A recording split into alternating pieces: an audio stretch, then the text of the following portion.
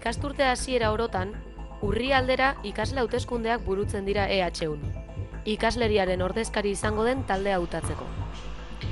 Horrela, ikasle talde honek Kontseilu Zentrala erabiltzeko aukera izaten du ikasturtean zehar. Kontseilu Zentrala, ikasleon ahotsa instituzionalizatzeko tresna bat dela esan daiteke.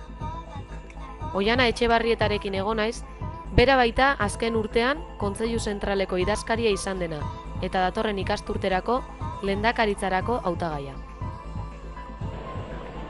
Zertarako balio dute marko hauek azken finean eta ikasle kontseilua bultzatu behar da?